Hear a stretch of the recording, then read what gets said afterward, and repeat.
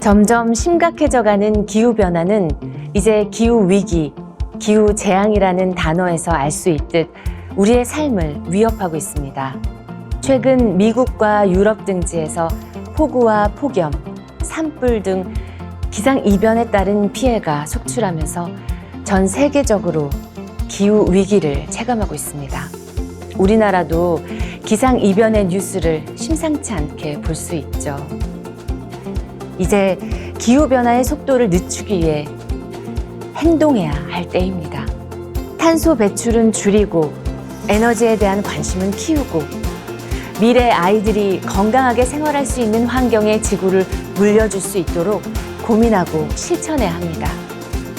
과거의 선택은 미래에 큰 영향을 미칩니다.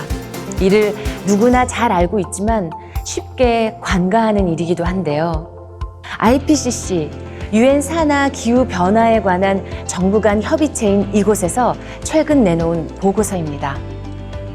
보고서에 따르면 모든 지역과 전체 기후 시스템에서 지구 기후 변화가 관찰되고 있다고 과학자들은 엄중히 경고하고 있습니다.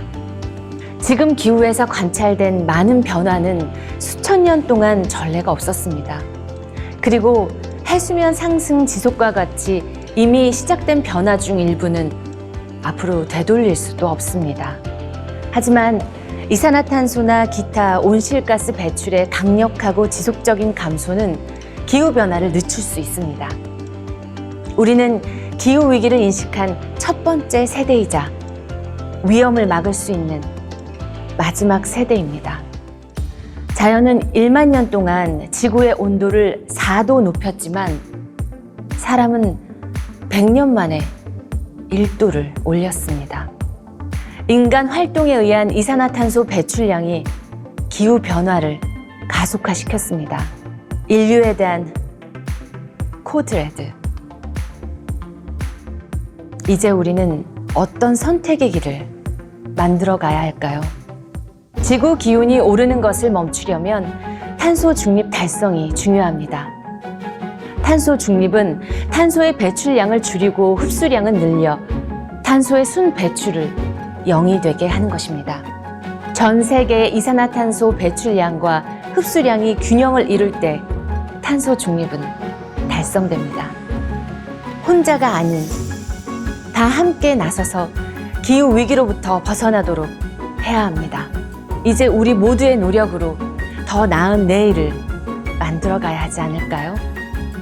2050 탄소 중립, 향후 30년 동안 탄소 배출이 없는 사회를 만들어 우리가 살아갈 수 있는 미래를 만들자는 것입니다. IPCC는 현재의 상황에서 지구 온도 상승을 억제하기 위해 2050년까지 탄소 중립이 필수적이라고 강조하고 있는데요. 이대로 온실가스 배출량이 더 증가하게 되면 2100년 지구 온도는 최대 5.7도까지 치솟고 기후 위기로 인한 재난과 재앙이 잦아질 거라는 전망 때문입니다. 그리고 기후 위기는 그게 어떤 경로로 또 어떤 방식으로 찾아오든 우리 삶에 심각한 타격을 입히고 사회 전반에 영향을 미칠 것입니다. 탄소 중립을 위한 행동에 함께 해야 하는데 그렇다고 당장 우리가 사용하는 에너지 환경에서 탄소를 없애기란 어려운 일이죠.